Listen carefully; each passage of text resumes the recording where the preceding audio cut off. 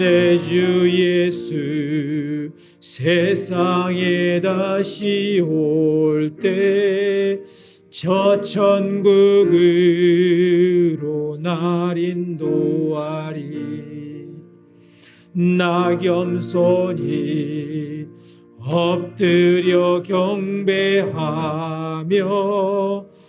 영원히 주를 두 손 들고 찬양합니다. 주님의 높고 위대하심을, 주님의 높고 위대하심을 내 영혼이 찬양하네. 주님의 높고 위대하심을 내 영혼이 찬양하. 주님의 높고 위대하심을, 주님의 높고 위대하심을 내 영혼이 찬양하네. 주님의 높고 위대하심을, 주님의 높고 위대하심을 내 영혼이 찬양하. 다시 한번 주님의 높고 위대하심 내 영혼이 찬양하네. 내 영혼이 찬양하네. 주님의 높고 위대하심을 내 영혼이 찬양하네. 우리 기도하실 때에 주님께서 우리를 사용하기를 원하십니다. 일평생 찬양의 나팔수로 우리를 세우기를 원하십니다. 그리고 이 초대교회를 주님의 아버지 하나님의 거룩한 덕을 선전하는 귀한 제단으로, 나팔수로 이 땅에 주님의 오심을 예비하는 그 제단이 되기를 원합니다. 주님, 우리를 사용하여 주시옵소서. 나를 통하여서 일하여 주시옵소서. 우리 같이 기도하며 나가겠습니다. 아버지 하나님, 주님께서 인도하여 주시고, 아버지 하나님, 우리가 일평생 주님을 찬양하며 주님을 높이며 주님의 거룩한 지경에 아버지 하나님, 우리가 복음의 나팔수가 되기를 소원합니다. 주님, 나를 사용하여 주시옵소서. 우리를 통하여서 일하시고자 하는 놀라운 계획을 이루어 주시고, 오늘도 그 길을 한 발자국 한 발자국 다가설 수 있는 귀한 믿음의 시간으로 주님 인도하여 주시옵소서.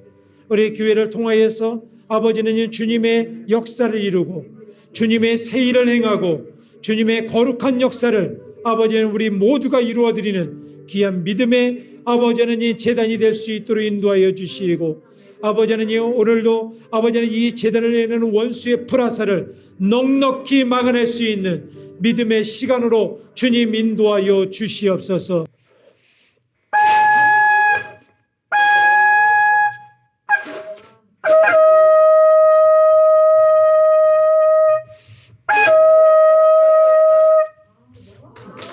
박수 안 치십니까? 성교사님 박수 안 치세요? 이게 부러질 줄이야. 여러분들, 이게 그냥 한 번 분다 그래서 불리지도 않은 거예요. 바람 소리도 안 나옵니다. 나중에 한번 불어보세요. 하나님의 말씀 보겠습니다. 하나님의 말씀은 에베소서 1장 15절로 23절, 에베소서 1장 15절에서 23절, 전사님 한번 읽어주시죠. 이로 말미암아 주 예수 안에서 너희 믿음과 모든 성도를 향한 사랑을 나도 듣고 내가 내가 기도할 때 기억하며 너희로 말미암아 감사하기를 그치지 아니하고 우리 주 예수 그리스도의 하나님 영광의 아버지께서 지혜와 계시의 영을 너희에게 주사 하나님을 알게 하시고 너의 마음의 눈을 밝히사 그의 부르심의 소망이 무엇이며 성도 안에서 그 기업의 영광의 풍성함이 무엇이며 그의 힘의 위력으로 역사하심을 따라 믿는 우리에게 베푸신 능력의 지극히 크심이 어떠한 것을 너희로 알게 하시기를 구하노라. 그의 능력이 그리스도 안에서 역사하사 죽은 자들 가운데서 다시 살리시고 하늘에서 자기의 오른편에 앉히사 모든 통치와 권세와 능력과 주권과 이 세상뿐 아니라 오는 세상에 일컫는 모든 이름 위에 뛰어나게 하시고 또 만물을 그의 발 아래 복종하게 하시고 그를 만물 위의 교회로 머리로 삼으셨느니라. 교회는 그의 몸이니 만물 안에서 만물을 충만하게 하시는 이의 충만함이니라. 아멘. 예, 우리 인사하실까요? 지난주에처럼 무슨 인사했죠? 마라나타, 마라나타, 마라나타. 목사님, 마라나타. 우리는 항상 여러분들 평상시에도 마라나타를 많이 인사를 하십시오. 뭐 크리스천들 샬롬 많이 하는데 할렐루야 하는 것도 했지만 마라나타도 귀한 인사입니다. 오늘 이 말씀 에베소서에 있는 말씀 제가 굉장히 특별히 에베소서 1장 17절부터 19절까지에 있는 사도 바울의 기도예요. 우리 주 예수 그리스도 하나님 영광의 아버지께서 지혜와 계시의 영을 너희에게 주사 하나님을 알게 하시고, 이 기도를 여러분들 오늘 17절부터 19절까지 외우셔서 매일매일 기도하실 때 같이 기도하면 이게 굉장히 강력한 기도가 되더라고요. 그래서 여러분들이 이 기도를 꼭 하셨으면 좋겠습니다. 하나님의 그 뜻은 교회에 있습니다. 아멘. 예, 하나님의 뜻은 교회에 있어요. 구약에도 교회가 있었어요. 하나님의 백성들을 교회라고 했습니다. 그 이스라엘 백성들이 광야에 출애굽을 했죠. 출애굽을 했을 때 출애굽한 이스라엘 백성들을 뭐라 그랬냐면은 뭐라 그랬어요? 광야 교회라고 했습니다. 광야 교회.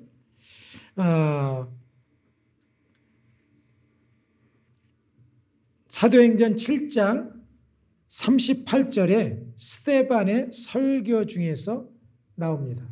사도행전 7장 38절 제가 읽겠습니다. 시내산에서 말하던 그 천사와 우리 조상들과 함께 광야 교회에 있었고 또 살아있는 말씀을 받아 우리에게 주던 자가 이 사람이라. 광야 교회라고 말씀하셨습니다. 이 구약에 있는 백성들, 여러분들 교회에 대해서 오늘날 교회는 여러분들이 건물을 생각하고 초대교회, 무슨 교회, 뭐 LA 무슨 교회 이런 생각을 하는데 이 교회에 대해서 교회가 무엇인지를 우리가 잘 알아야 되는 것입니다. 성경에 보면은 교회로 해서 교회로 끝나는 거예요. 그래서 계시록에서도 그랬습니다. 교회에 주는 또 상이 있어요. 그래서 굉장히 중요한데 오늘날에는 교회에 대해서 잘 모릅니다. 그리고 예배에 있는 그런 예배당이나 어떤 공동체 정도로만 생각을 해요. 그러니까 교회에 대한 인식이 굉장히 약합니다. 교회라고 하는 단어를 그 헬라어로는 에클레시아라고 해요. 에클레시아. 들어보셨죠? 에클레시아. 이거는 뭐냐면 불러내다라고 하는 뜻이 있어요. 불러내다. 세상으로부터 주님 앞에 불러낸 백성들, 불러내다라고 하는 것이 교회예요. 교회는 신약 성경에 어떤 것으로 표현했냐면 가장 많이 표현되는 것이 몸으로 표현했습니다. 우리가 몸이 없는 사람은 없죠. 이게 몸의 지체, 파트라고 그러는 거예요. 그래서 우리의 뭐든 그 팔이 있고 그 발이 있고 머리가 있고 귀가 있듯이 우리 교회에 있는 건 그리스도의 몸이다라고 표현을 했습니다. 근데 이게 몸이라는 게 개념이 어떠세요? 잘 잡히세요? 잡히세요? 그런데 예수님은 몸의 어디라? 예수님은? 예. 맞으셨어요. 몸의 머리라 그랬어요. 머리가 생각한 대로, 머리가 움직이는 대로, 머리가 지시하는 대로 가잖아요. 그러면 머리애고 만약에 몸애고 따로따로 논다. 그 몸은 건강하지 않는 거죠. 건강하는 거는 뭐냐면은 사람이 그렇게잖아요. 약간 하면 머리에 생각하고 행동하고 떨어지는 사람이 있잖아요. 한 3초 느리게 행동하는 사람. 그러면 뭔가 데미지가 입은 것입니다. 그렇죠? 그런데 머리의 지시를 착착 그대로 한다. 아주 건강한 사람이죠. 생각대로 움직이고. 우리가 지체라고 하는 것은 예수님의 생각과 뜻과 그 지시대로 가는 거예요. 그것이 건강한 교회고 건강한 몸을 이루어가는 것입니다. 몸을 통하여서 주님께서는 일하십니다. 그리고 주님의 일하실 때에 요즘에 모슬렘권이나 이런 데에서는 주님께서 꿈이나 환상이나 이런 것들을 갖고 예수님의 말씀을 들어보지도 못하고 예수님을 만나지도 못하고 교회도 없는데 강권적으로 역사하는 그런 모슬렘권의 역사들도 있습니다. 그래서 주님께서는요, 교회를 세우시소 사람들을 불러내셔서 그 사람들을 통하여서 일하신다고 하는 거예요. 성경에 보면은 꼭 하나님의 일을 할 때 하나님의 사람들을 세우십니다. 굉장히 중요해요. 결국 하나님의 사람들이 갈 때는 어디든지 하나님의 사람들을 만나게 하십니다. 그래서 그거를 통하여서 하나님의 역사를 이루시죠. 교회가 하나님의 역사를 이루는 그런 통로가 되고 그릇이 되고 주님의 백성들을 통하여서 일하신다고 하는 것을 말씀해 주시는 것이죠. 고린도전서 12장 12절에는 이렇게 말씀하십니다. 교회의 모든 몸이 하나가 되라라고 했어요. 하나가 되라. 지난주에도 얘기했듯이 교회는 하나가 되어야 되는데 하나가 되는 것을 가장 방해하는 것이 사단이에요. 사단이 엄청나게 공격합니다. 우리 성도들이 하나가 되는 것을 굉장히 싫어하세요. 싫어해요. 싫어하시는 게 아니라 싫어해요. 그렇기 때문에 어떻게든지 교회와 성도들의 마음을 갈라놓고 파괴를 합니다. 제가 이번 주에 굉장히 쉽지 않은 한 주간을 보냈어요. 왜냐하면 교회를 위해서 기도하고 이렇게 했는데 굉장히 공격이 엄청나게 심하더라고요. 그래갖고 이 교회에 대해서 우리 교회가 새롭게 시작하고 그랬는데 초전에 깨트리려고 하고 막 이런 것들이 너무 심해갖고 제가 너무 막 어지러워갖고 막 쓰러질 지경이었어요. 그런데 계속 이런 기도만 했습니다. 주님 도와주세요. 도와주세요. 이 기도만 계속했어요. 그런데 주님께서 고비를 넘어라 라고 하는 말씀을 주셔서 제가 이 한 주간을 우리가 능선을 넘듯이 고비를 넘어가야 되는 것입니다. 이길 줄 믿습니다. 넉넉히 이기는 주님께서 우리에게 새로운 힘과 은혜를 주실 줄 믿습니다. 교회의 현대 교회에 5가지 기능이 있다고 얘기했어요. 신학자들이 이걸 정했습니다. 들어보세요. 교회에는 캐리그마, 복음 전파가 있어야 되고, 2번째 교육, 디다케가 있어야 되고, 3번째 페르투르기아, 예배가 있어야 되고, 네 번째는 교제, 코이노니아. 이게 헬라어로 얘기하는 겁니다. 코이노니아가 있어야 되고, 그 다음에 봉사, 디아코니아가 있어야 된다라고 하는 5가지의 교회의 기능에 대해서 이야기를 했습니다. 그래서 신학자들이 교회의 가장 중요한 것들 중에서 속성이 있습니다. 그것이 뭐냐면 교회는 사도성을 가져야 되고, 거룩성을 가져야 되고, 보편성을 가져야 되고, 그리고 통일성을 가져야 된다. 좀 신학적인 얘기하고 좀 어렵죠. 그런데 사도들의 전통 위에 서 있다. 사도들이 세운 교회, 교회는 사도들이 세웠잖아요. 사도들의 기반 위에 교회가 세워진 것이다. 초대교회처럼. 그 다음에 통일성, 온 교회는 따로따로 있지만 하나로 통일되어 있다. 그리고 교회는 보편적인 공교회를 띈다. 그리고 교회는 거룩해야 된다. 라고 하는 것들이 교회의 속성이라고 얘기했어요. 그런데 이런 것들은 신학적인데 여러분들 한번 제가 질문해 보겠습니다. 교회가 필요합니까? 교회가 필요해요? 왜 필요합니까? 이거를 한번 생각해 보셨어요?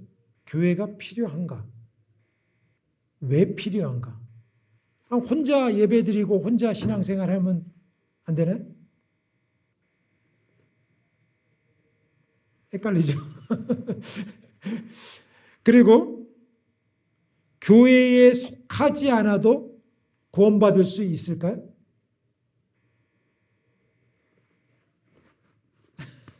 또 헷갈리죠? 교회에 속하지 않아도 구원받을 수 있습니다. 그렇지만 교회가 있어야 서로가 서로에게 본이 되고 도움이 되고 믿음으로 이렇게 국가에게 잘 갈 수 있도록 서로 돕는 역할을 하기 때문에 네. 말씀을 가지고 서로 깨닫는 것을 나누고 그래서 한 몸으로 아버지 앞에 나아가기 때문에 교회는 반드시 필요합니다. 네. 할렐루야. 다른 분들은 어떻게 생각하세요? 클라라 지사님은 교회가 필요한 것 같아요? 협력하여 선을 이루라. 협력하여 서로가 여기를 정리해 주셨네요. 이 정리 기술이 탁월하신. 합력하여서 선을 이뤄나가라. 예, 그렇죠. 그런데 교회에 대해서 굉장히 현대인들만큼 오늘날 시대만큼 교회에 대해서 오해와 인식이 짧아요. 교회에 대한 생각이 없습니다. 교회의 지도자는 필요한가요? 영적 지도자나 리더가 필요합니까? 필요해요? 왜 필요하죠? 시카고에 제가 크리스찬 신문에서 봤습니다. 이런 모임이 있다더라고요. 이런 강당 같은데 모여서 사람들이 모입니다. 그리고 회비를 일정 정도 내요. 그리고 좋은 이야기를 앞에 나와서 하고 싶은 사람이 합니다. 그리고 끝나고 교제도 한대요. 그런데 그게 그런 일반적인 모임뿐만 아니라 그런 교회도 생겼어요. 특별한 소속은 없습니다. 오는 사람들이 일정 정도의 사용료와 회비를 내고 와서 교제를 하고 말씀을 나누고 좋은 모임을 하고 그냥 교제를 한 다음에 가는 것입니다. 그게 교회라고 할 수가 있나? 그런 모임들을 점점 사람들이 따라가고 있어요. 앞으로는 그런 교회라고 모임하는 곳이 생겨날 것입니다. 많이 생겨나요. 오늘날에는 몇몇 사람들이 모여서 같이 찬양하고 그냥 어떤 거를 나누고 라고 하는 것을 교회라고도 칭합니다. 굉장히 교회에 대해서 오해가 많이 있습니다. 성경에 교회에 대해서 굉장히 많이 말씀하셨어요. 사도 바울은 특별히 목회자예요. 사도 바울은 가는 데마다 교회를 세웠습니다. 그리고 그 중에서 교회의 장로들을 세웠어요. 장로가 성경에서 말하는 장로는 오늘날의 장로와는 다릅니다. 성경에서 말하는 장로는 그 당시에 교회를 책임지고 있는 영적 리더를 장로라고 했어요. 우리 교회는 이제 그 직분이 있는데 초대교회는 집사라는 직분 하나만 있습니다. 왜냐하면 성경에 장로와 감독과 목사와 이것은 목회자를 뜻합니다. 성경에서. 그런데 성경에서 유일하게 직분이 있는 평신도 직분이 뭐냐면 집사예요. 집사예요. 그래서 우리 교회에 어떤 직분에 갖고 이분에게 일을 맡길 때 집사의 직분을 줘서 신실한 종에게 그 일을 바꾸는 것입니다. 거기에 리더들을 세웠어요. 리더들에 대해서 어떻게 말씀하셨는지 전사님 한번 알겠어요? 사역자 에베소서 4장 11절과 12절에 이렇게 말씀하십니다. 그가 어떤 사람은 사도로, 어떤 사람은 선지자로, 어떤 사람은 복음 전하는 자로, 어떤 사람은 목사와 교사로 삼으셨으니 이는 성도를 온전하게 하여 봉사의 일을 하게 하며 그리스도의 몸을 세우려 하심이라. 여기에 또 직분이 나옵니다. 교회의 오중직이라 그래요. 오중직. 어떤 교회는 이렇게 진짜 사도, 선지자를 세우는 사람 교회도 있습니다. 현대에. 근데 오중직인데 사도, 선지자, 복음전도자, 목사, 교사. 사실상 목사와 교사는 목사요 교사라고 칭하는 게 맞습니다. 원래 사중직이에요. 그런데 그것을 분리하면 오중직이 됩니다. 교회의 리더들을 세웠습니다. 디모데전서 5장 17절, 히브리서 13장 17절에도 말씀하십니다. 디모데전서 5장 17절 잘 다스리는 장로들을 배나 존경할 자로 알되 말씀과 가르침에 수고하는 이들은 더할 것이니라 말씀하십니다. 히브리서 13장 17절 너희를 인도하는 자들에게 순종하고 복종하라. 저희는 너희 영혼을 위하여 경성하기를 자기가 회개할 자인 것 같이 하느니라. 저희로 하여금 즐거움으로 이것을 하게 하고 근심으로 하지 말라. 그렇지 않으면 너희에게 유익이 없느니라. 영적 지도자가 반드시 필요합니다. 영적 리더를 세워야 돼요. 교회에서 믿음을 잘하는 자가 받을 상급이 있겠습니까? 없겠습니까? 있어요? 없어요? 예. 에베소서 5장 17절 자기 앞에 영광스러운 교회로 세우사 티나 주름 잡힌 것이나 이런 것들이 없이 거룩하고 흠이 없게 하려 하심이라. 계시록 19장 8절에 빛나고 깨끗한 세마포를 입게 하셨으니 허락하셨으니 이 세마포는 성도들의 옳은 행실이니라 라고 말씀하십니다.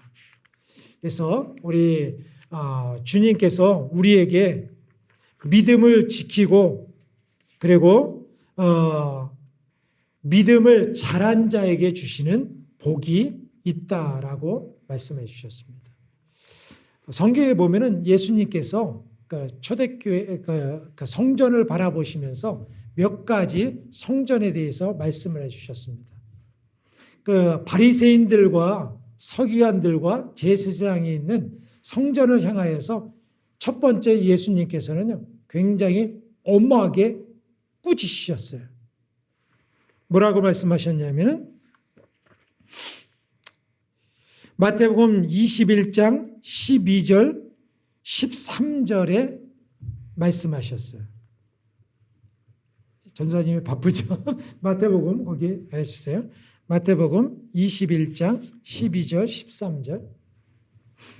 예수께서 성전에 들어가사 성전 안에서 매매하는 모든 사람들을 내쫓으시며 돈 바꾸는 사람들의 성과 비둘기 파는 사람들의 의자를 둘러엎으시고 그들에게 이르시되 기록된 바 내 집은 기도하는 집이라 일컬음을 받으리라 하였거늘 너희는 강도의 소굴을 만드는도다 하시니라. 예, 성전에서 뭐를 만들었다고요? 강도의 소굴을 만들었다.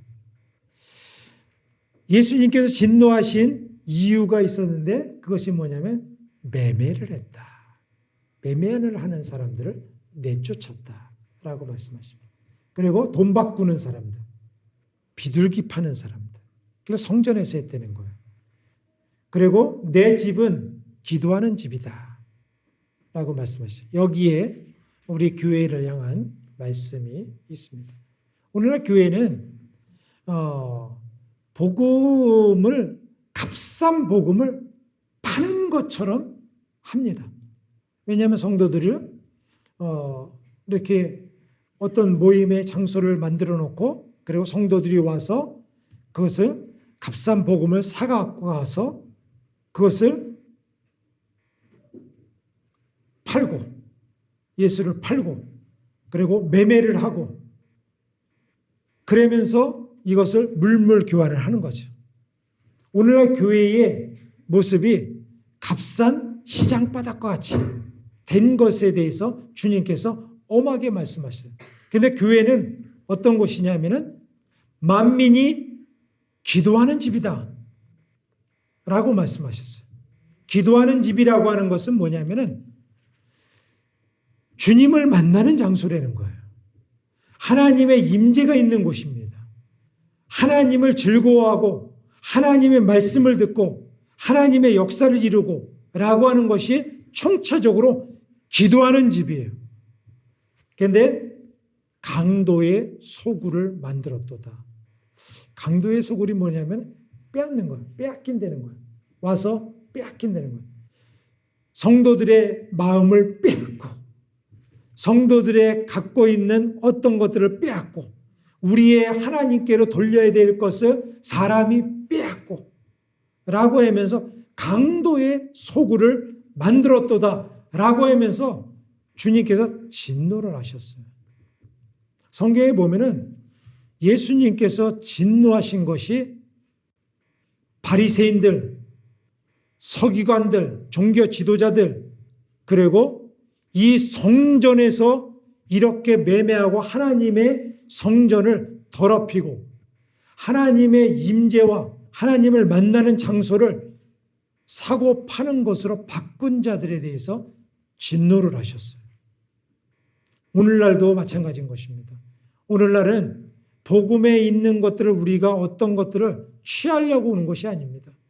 주님의 말씀을 듣고 하나님을 만나고 하나님의 임재 가운데서 오늘 이 시간이 통하여서 하나님을 만나는 시간이 되기 위해서 이 성전이 필요한 것입니다.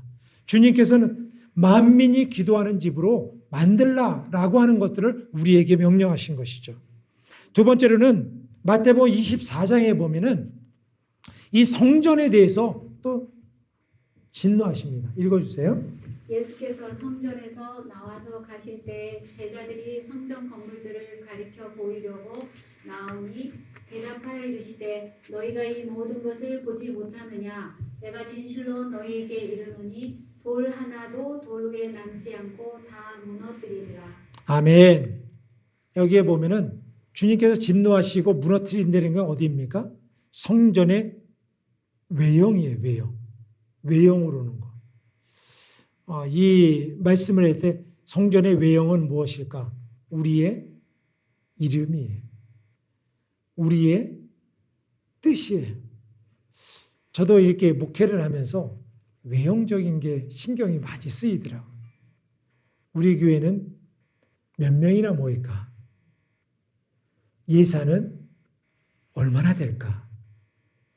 그리고 우리 교회는 어떤 거를 어떻게 이렇게 좀 자랑거리가 뭐가 없을까? 이런 것들을 저도 오랫동안 신경을 많이 썼어요. 그런데 거기에 보면은 주님이 없어요.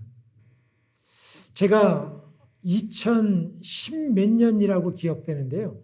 저희 집을 가고 있는 크리스마스 시즌이었습니다.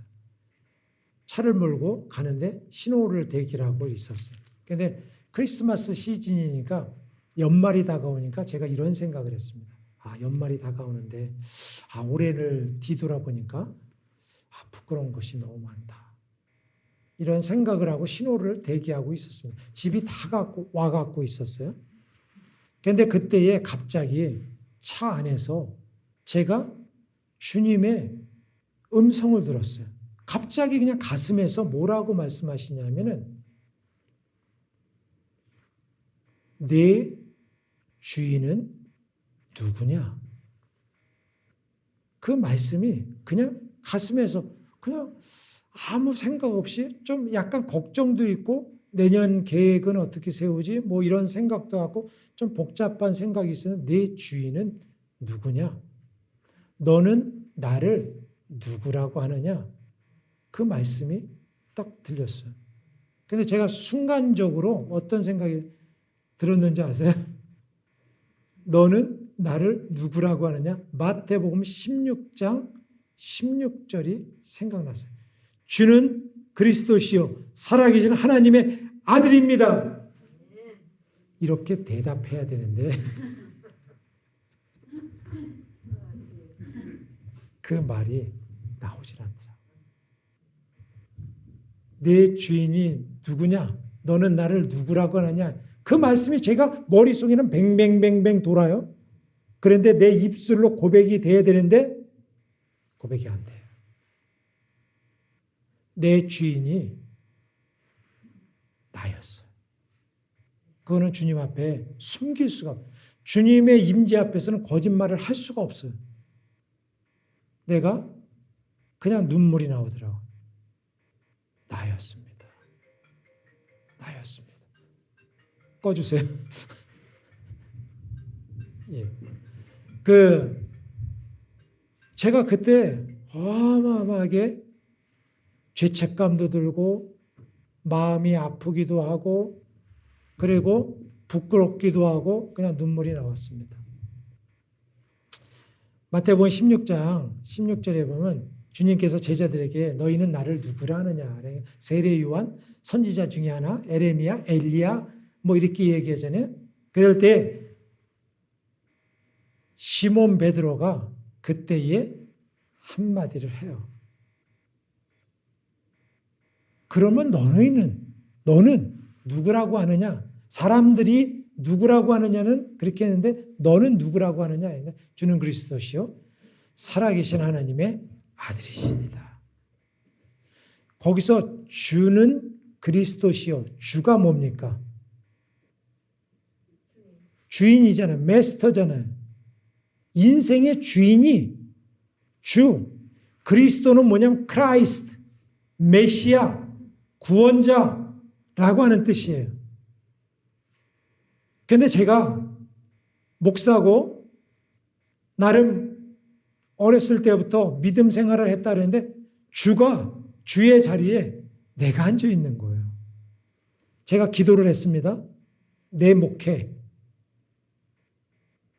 내 사역, 우리 교회, 내 커리어 이런 것들이 사로잡혀 있었어요. 저희 주변에 있는 목회자들이나 선후배 이런 사람들에게 그래도 뭐 이렇게 자랑하고 싶은 뭐 그런 것들도 있었고 교회에 대해서 좀 번듯하게 이렇게 하라는 생각이 있었고 자기의 그것이 너무 강했던 거예요. 나중에 보니까 제가 깨달은 것이 뭐냐면 내가 주인이에요. 주인의 자리에 내가 딱 앉아갖고 주님은 밑에 계신 거예요. 제가 얼마나 회개를 많이 했는지 몰라요. 근데 그 다음에 그 구절을 하니까 주님께서 뭐라 그러냐면 그 고백 위에 바요나 시모나 내가 복이 있다. 이것을 알게 한 것은 내가 알게 한 것이 아니라 주님께서 알게 하신 것이다. 그리고 뭐냐 하냐면 그 다음에 내가 이 반석 위에 내 뭐를 세운다? 교회를 세우리라 라고 말씀하셨어요. 교회를. 그 반석이 카톨릭에서는 페트로스,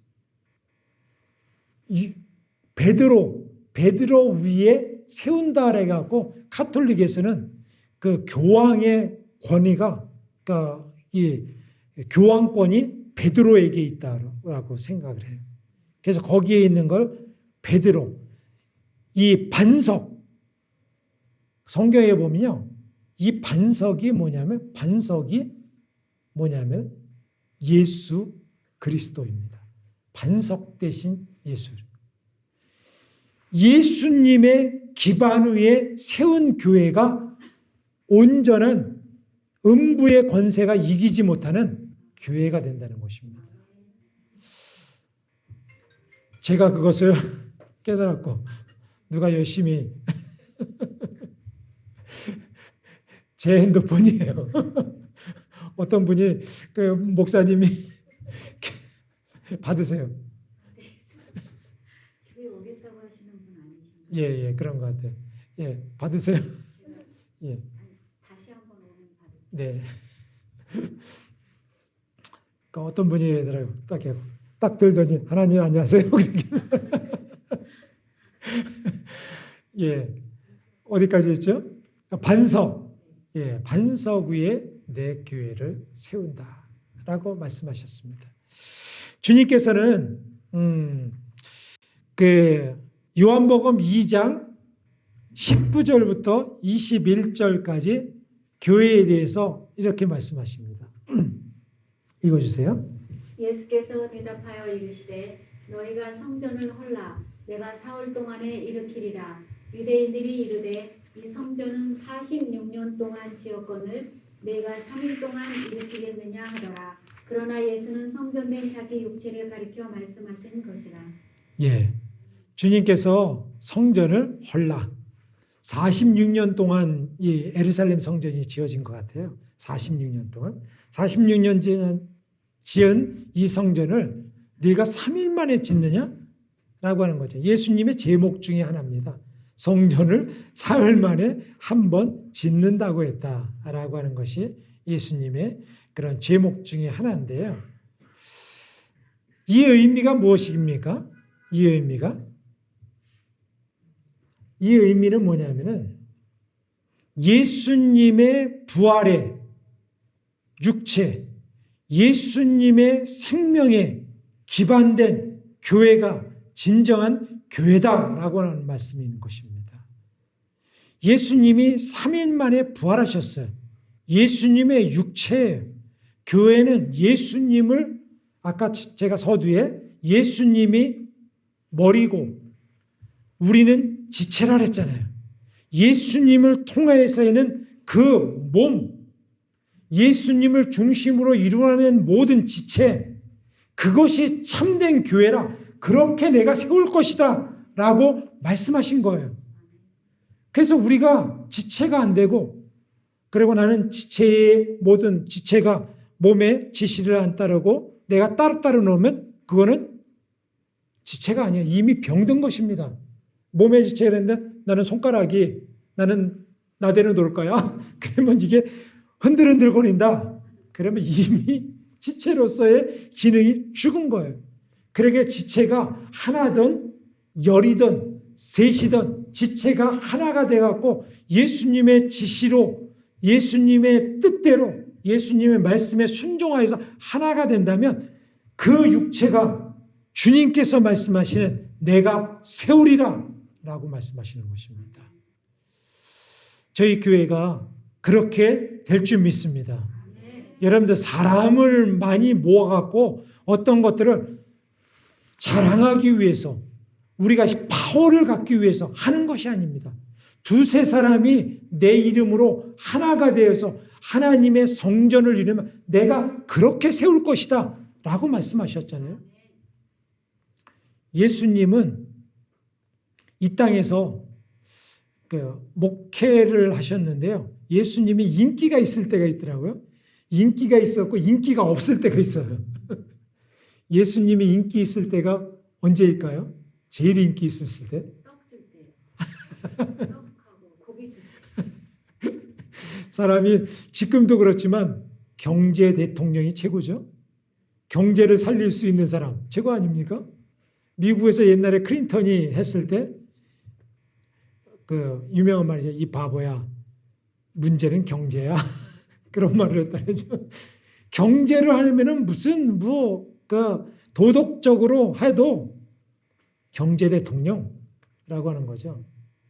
예수님의 인기가 하늘을 찌를 때가 뭐냐면 오병이어 그리고 5,000명, 7,000명 먹일 때 그때 예수님의 인기가 하얗고 예수님이 가는 데마다 사람들이 막 쫓아오고 배를 타고 저쪽으로 가면 언제 오셨습니까? 그래갖고 막 또 잘 나가고 그랬더니 너희들이 떡을 먹은 까닭이다 라고 말씀하셨어요. 그런데요 예수님의 인기가 그렇게 높지 않았어요. 오래지 않았습니다. 예수님의 인기가 갑자기 하강 곡선을 딱 떨어집니다. 그리고 사람들 다 떠났어요. 썰렁했습니다. 예수님이 그때 뭐라고 하시는지 알아요? 12 제자만 남아갖고 쭈뼛쭈뼛한 거야. 땅을 보면서 이제 사람들도 다 갔네요. 주님. 이제 우리도 고향에 갈까 봐요. 이렇게 하는데. 근데 주님께서 그때에 썰렁할 때 한마디를 하세요. 너희도 가려느냐? 그래. 사람들 다 떠났어요. 너희도 가려느냐? 라고 했어요. 근데 그 말에 그 권세와 그 상황이 굉장히 긴박하지 않습니까? 너희도 가려느냐? 라고 했을 때 우리 베드로 형님께서 또 나서십니다. 뭐라고 하시냐? 주의 말씀이 예의 싸움에 우리가 어디로 가오리까? 이 말씀을 하세요. 주님께서 베드로는요 굉장히 다혈질이었고 성격이 굉장히 좀 이상해요. 그런데도 베드로의 고백을 보십시오. 주의 말씀이 예의 싸움에 우리가 어디로 가오리까? 수제자는 이 정도는 돼야 되는 것 같아요. 견디는 견고함이 있지 않습니까? 베드로의 이름이 뭡니까? 이름의 뜻이? 예? 반석이죠. 반석. 페트로스. 반석이. 야, 베드로가요. 베드로 전후서. 수제자임에도 불구하고 학문이 없어요. 그래서 베드로 전후서를 썼습니다. 그래도. 그 언어가 굉장히 투박해요. 아주 그 사도 바울처럼 이렇게 언어가 화려하지 않습니다. 길게 쓰지도 않아요. 간단하게 쓰는데 아주 힘이 있어요. 오늘 이 시간에는 다 읽어볼 수 없으니까 여러분들이 오늘 베드로 전후서를 이런 베드로의 마음을 읽으면서 한번 읽어보세요. 감동이 됩니다. 베드로의 우직함이 묻어 있어요. 심지가 견고한 자를 평강으로 주님께서 인도하신다라고 말씀하셨잖아요. 심지가 견고한 자. 근데 어떤 분들은 베드로가 부인했잖아요. 3번 부인했잖아요. 베드로는 비겁하게 3번 부인했잖아요. 근데 3번 부인했어도 베드로는요. 주님이 재판 장소에 갔어요. 여러분 보세요. 베드로이고 요한만 그 뜰 안에 들어간 것입니다. 위험을 무릅쓰고. 다른 제자들은 어디로 갔을까요? 다 도망갔어요. 도망가고 안 보였습니다. 베드로의 믿음을 베드로는 그 다음부터 회개를 하고 넘어지지 않았어요. 지금도 가끔 성당에 보면은 그 성당 끝에 뭐가 있냐면은 보셨어요? 닭이 딱 걸려 있는 거? LA는 없나요? 제가 가끔 보면 성당에 닭이 있더라고요. 십자가 대신 닭이 있어요. 그게 뭐냐면 그 베드로가 항상 주님이 볼 때마다 닭을 볼 때마다 그것을 되뇌이고 견고하게 심지가 견고하게 나갔다잖아요.